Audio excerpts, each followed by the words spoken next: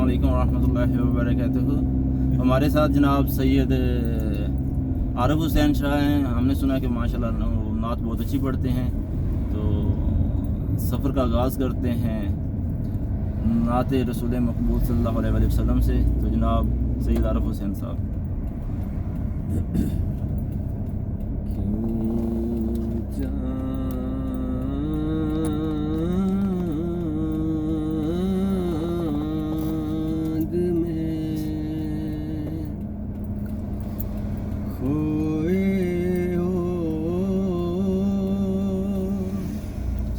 उलझे हो सितारों में,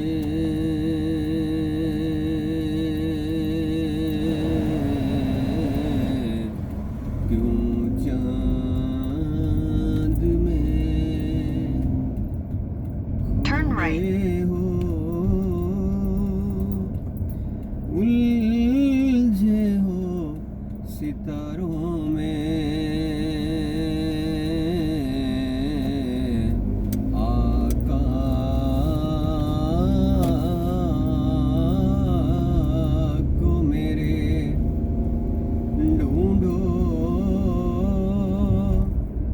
कुरान के पारों में, क्यों चांद में जिब्रील अमी बोले,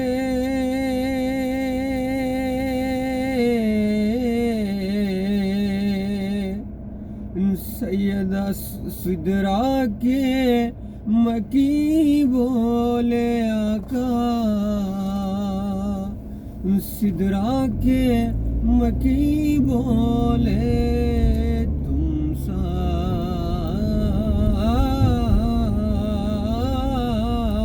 न हसी देखा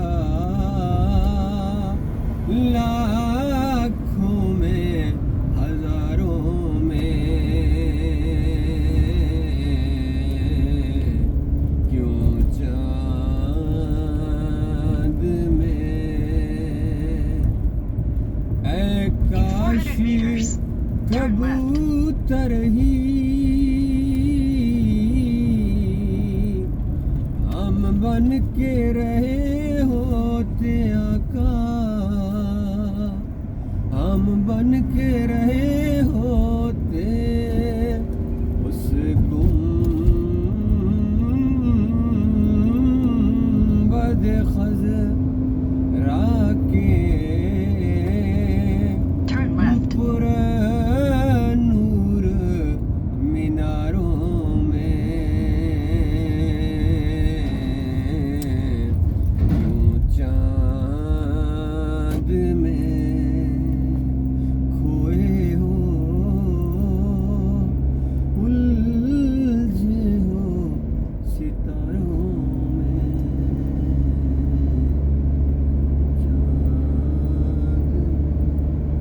माशाल्लाह जनाब, ये थे हमारे साथ सैयद आरिफ हुसैन शाह सैयदामा यूनिवर्सिटी से। तो जनाबे वाला हम आपको थोड़ा सा बतलाते चलें कि हम जा रहे हैं नारा जा रहे हैं, और रात हमारा स्टे गोया में था। और हमारे साथ हैं जनाब फ्रंट सीट पे बैठे हमारे assistant trip advisor Azhar Salim, और पीछे बैठे हैं सैयद आरिफ हुसैन शाह और नवेद अंजम, और मैं नाचीज़ राशिद इकबाल आपके साथ वीडियो में आपको दिखाएंगे कि कितने ब्यूटीफुल नज़ारे हैं। स्पेशली इस चीज़ में हम आरिफ हुसैन साहब से बात करेंगे।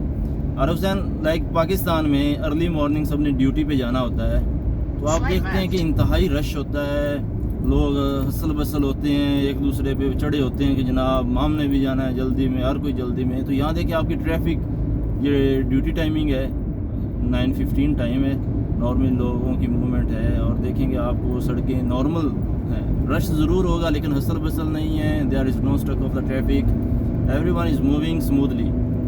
तो आप इसके बारे में क्या कहना चाहेंगे? राशिद भाई, दो पॉइंट जो हैं वो बड़े इम्पोर्टेंट हैं हमारे सिटीज़ को लेकर, और गिवन सिटीज़ को देखते हैं, और पर्टिकुलरली मैं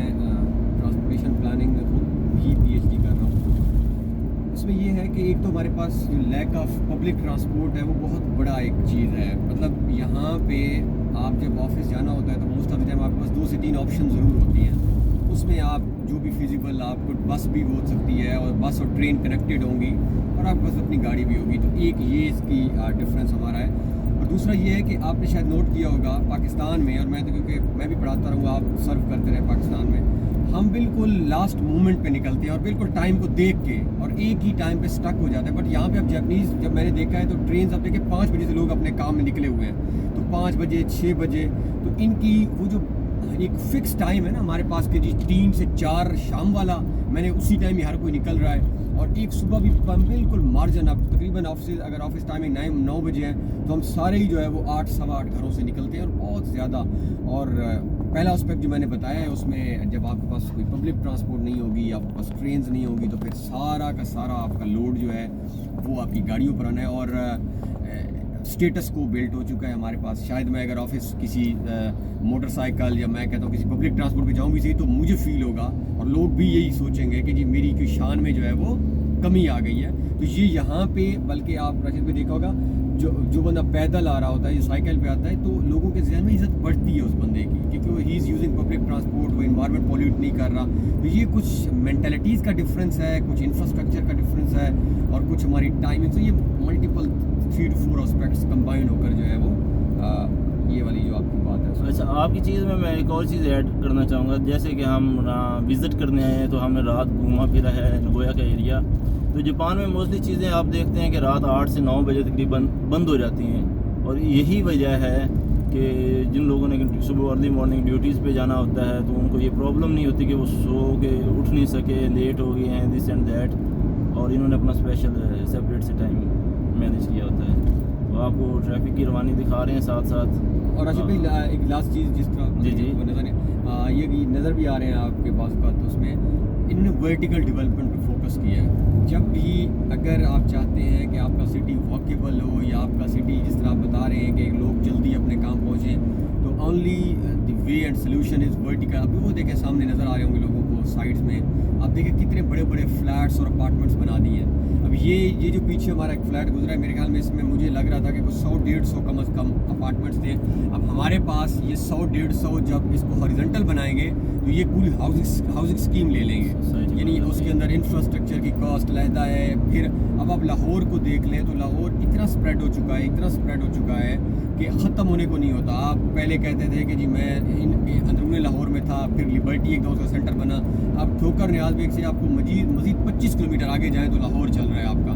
तो ये भी एक हमें सोचना होगा कि कितनी हद तक, कब तक हम ये चलते रहेंगे। आखिर में हमें जाना होगा टुवर्ड्स वर्टिकल डेवलपमेंट। जैसे आपने एक मेंशन किया है कि हमें वर्टिकल डेवलपमेंट की तरफ जाना चाहिए, तो एक और पॉइंट की तरफ हम हाईलाइट करेंगे। जिस रोड पे हम चल रहे हैं ये दरिया का एम्बैंकमेंट है, ठीक है। सेकंड प्रोटेक्शन है, there is a one first protection next to the river, और उसके बाद ये सेकंड प्रोटेक्शन है। और इसके साथ इन्होंने इंतहाई खूबसूरत प्ले ग्राउंड बनाए हुए हैं जहाँ पे लोग खेल सकते हैं। मुख्तलिफ़ तरह की एक्टिविटीज़ हैं, लाइक सॉकर है, बेसबॉल खेलते हैं और साथ में रग्बी खेलते हैं, और बहुत सारा गोल्फ टाइप के क्लब बनाए होते हैं राइट साइड पे। ये इन्होंने फुली रिक्रिएशनल एरिया बनाया होता है। तो इसके बारे में आप क्या कहते हैं कि जबकि हमारा अगर आप रावी देखते हैं ना तो लोग वहाँ रहना पसंद करते हैं और ना ही वहाँ कोई सफाई सुथराई का इंतज़ाम है। वहाँ आपको शायद राइट साइड पे ब्रिज के नीचे पार्किंग नज़र आ रही है, और वहाँ उन्होंने ट्रेनिंग स्कूल बनाया हुआ है कि जो बंदे, और उन्होंने ड्राइविंग स्कूल की ट्रेनिंग की सारी डिटेल दी हुई और गाड़ियाँ पार्क हैं। यानी कि इस तरह के जो पब्लिक प्रॉपर्टीज़ है इसको पब्लिक डेवलपमेंट के लिए यूज़ किया जाता है, और इससे जो रेवेन्यू जनरेट होता है हुकूमत को इसको डेवलपमेंट और रिक्रिएशनल चीज़ें फर्दर बनाने में और उनको प्रोड्यूस करने में हेल्प मिलती है। तो आप इसके बारे में क्या कहते हैं कि हम जो हमारा किलोमीटर्स में रिवर की साइड पे स्प्रेड हुआ एरिया है तो उसको कैसे मैनेज किया जा सकता है? रशीद, पहली बात जो है वो एक्चुअली हमारा मसला ये है कि हमारे ज़्यादातर जो शहर हैं वो प्री प्लान्ड नहीं है, वो पोस्ट प्लानिंग हम ट्राई कर रहे हैं। प्री प्लान, अब ये इनके मेजॉरिटी ऑफ द सिटीज़ में प्री प्लान ये होता है कि फॉर एग्जांपल आप इस्लामाबाद की मिसाल देख लें। इस्लामाबाद बनने से पहले हमने उसका मास्टर प्लान बनाया था, तो इस्लामाबाद रिलेटिवली अभी आप जाएँ, ऑल्दो वायलेशंस बहुत हुई है, कटिंग हो रही है ट्रीज़ की, बट स्टिल आपको ग्रीनरी भी मिलती है और आपको एक अप्रोप्रिएट जगह पे पार्क मिल जाते हैं हर सेंटर, फॉर एग्जांपल G4 है, G10 है, G7, आपको तकरीबन हर जगह पे और प्लेग्राउंड्स मिलते हैं। प्रॉब्लम हमारे सिटीज़ की ये है कि हमारे सिटीज़ पहले से जब बन चुके हैं और इसमें पार्क थे, हमने उसको इंक्रोच कर लिया हुआ है। एक्चुअली इंक्रोचमेंट इतनी ज़्यादा हो गई कि वो पार्क ख़त्म होने का, अब अंदरूनी लाहौर जाए तो पार्क मिलते नहीं। और यहाँ पे बड़ी इंपॉर्टेंट हमारे ऑडियंस के लिए जो एक बड़ी बात समझने वाली होगी और हमारी गवर्नमेंट को समझना चाहिए कि आप जब पार्क वगैरह प्रोवाइड कर देते हैं तो इससे आपकी हेल्थ कॉस्ट कम हो जाती है। हेल्थ बजट आप हमारे पास पाकिस्तान में अभी लेटेस्ट फिगर पढ़ रहा था, तो ऑन एवरेज 31% एक बंदा हेल्थ पे फैमिली लगा रही है अपनी, यानी बीमारी नहीं ख़त्म हो रही है आपकी। तो जब आप ये हेल्दी रिक्रिएशनल प्लेसेस देते हैं, जोन्स देते हैं, तो इससे आपके लोगों की जो है वो सेहत अच्छी होती है। सेहत अच्छी होती है तो आपकी हेल्थ बजट कम हो जाता है, तो अल्टीमेटली गवर्नमेंट को फ़ायदा ही है अगर हम सोचें तो। और सेकंड साइड में आ जाए कि ये जी जिस तरह सतामा में रिवर है या बड़े बड़े शहरों में रिवर्स के साथ इन्होंने एक डेवलपमेंट करके अपनी पूरी सिटीजन्स के लिए जो है वो एक व्यू भी है और वो इंजॉय भी करें, तो ये बहरहाल सबसे पहले तो मैं ये कहूँगा अब राशिद भाई, अनफॉर्चुनेटली रावी तो दरिया ही नहीं रहा, जो हालात बन चुके हैं, एक तो गंदा नाला। जैसे बिल्कुल आपने सही कहा, वो जैसे ही सूरज का जो है सीवरेज सिस्टम की सप्लाई और ड्रेनेज की सप्लाई है वो। तो रिसेंटली ये जो रावी अर्बन डेवलपमेंट प्रोजेक्ट है, रावी रिवर फ्रंट प्रोजेक्ट, इसको बहरहाल इसको भी पिछले 30 सालों से हम कंसीव कर रहे हैं, क्योंकि गलत हम कंसीव करते हैं, फिर वो प्रोजेक्ट बाद में इम्प्लीमेंट नहीं होता। तो आई होप कि अगर ये फ्यूचर में इस तरह की फ्यूचरिस्टिक हम चले और हम अगर सिंपल राशिद भाई कुछ भी ना करें ना, हम अपने बारिशों का लाहौर का पानी और जो ट्रीटेबल वाटर है उसको हम रावी में डाल दें तो रावी एक दरिया बन सकता है आपका दोबारा। जी, आपकी बात से आपकी बात से मुझे एक और याद आई चीज़ कि इधर जो है ये rain water collection system separate है। इवन कि रेन वाटर को ये ड्रेनेज के लाइंस में नहीं ऐड करते, और आपने देखा है कि इंतहाई कंजस्टेड एरिया है जहाँ इनकी डेवलपमेंट हुई है, घर छोटे हैं, स्ट्रीट्स वाइड्स हैं और हर जगह पे पब्लिक पैसेज प्रोवाइड किए गए हैं साइकिलिस्ट के लिए और वॉकिंग के लिए, और गाड़ियों को कंपैरेटिवली डिस्करेज किया गया है, जबकि हमारे यहाँ गाड़ियों को इनकरेज किया जाता है। और यहाँ पे आपको नज़र आ रहा होगा राइट साइड पे, हम नहीं दिखा सकते, यहाँ पे आगे फर्दर आपको नज़र आएगा कि इंतहाई कंजस्टेड एरिया है, इंतहाई पॉपुलेशन, लेकिन जो इन्होंने प्रिजर्व किया हुआ है अपने जंगलात को, और वो आपने देखा है कि इट्स क्वाइट ह्यूज, कि आपको पाँव रखने की जगह नहीं है, तकरीबन इतने इनके जंगलात करें हैं। तो इसके बारे में आप क्या कहते हैं? जो हमारे यहाँ कटिंग, ट्रीज़ की कटिंग, हमारे फॉरेस्ट एरिया कोई एक वक्त था जब 3% था, और जैसे कि आप रात मेंशन कर रहे थे कल के जापान में तकरीबन 66% फॉरेस्ट एरिया है, और हमारे यहाँ 3% था। अब 3% था, अब हार्डली शायद 1% भी नहीं बाकी। तो इसके बारे में आप क्या कहते हैं कि हम कैसे अपने एयर पोल्यूशन को भी कंट्रोल कर सकते हैं और कैसे हम इम्प्रूव कर सकते हैं अपने इंफ्रास्ट्रक्चर को? राशिद भाई, बात जो है वो वहीं से जहाँ से हमने ऑलरेडी स्टार्ट की थी, वो एग्जैक्टली वही है कि हमें जो है ना अपनी पॉलिसीज़ को राइट डायरेक्शन में लाना होगा। राशिद भाई, कल हमारी एक बड़ी इंपॉर्टेंट बात हो रही थी, 100 बातों की जो एक बात है जिसे हम कहते हैं नटशेल, वो ये है कि इदारे तो हमारे पास हैं ऑलमोस्ट, आप देख लें हर रोज़ एक नई अथॉरिटी बन रही होती है, मैं सुनता हूँ क़याम आ गया है, लेकिन अनफॉर्चुनेटली इदारे काम नहीं कर रहे। तो जितना भी आप यहाँ पे, कल हम देख रहे थे, आप भी हम गुजरे हैं तो आपने हमें दिखाया कि आप ये देखें जी फॉरेस्ट वालों का अपना एक डिवीज़न है, यहाँ पे ऑफिस बनाया हुआ है। पाकिस्तान में अनफॉर्चुनेटली वही ऑफिस जो है वो एक सप्लायर बना होता है लकड़ी कटवाने वालों का, और आपने अगर लकड़ी लेनी है तो आप उनसे रब्ता कर लें, तो आपको रिलेटिवली सस्ते दामों में फॉरेस्ट वाले लकड़ी पहुँचा देते हैं। क्योंकि मेरे सामने अपने घर के साथ एक नहर है, वहाँ पे यही होता है, जो गार्ड्स हैं वो खुद इन्वॉल्व हैं।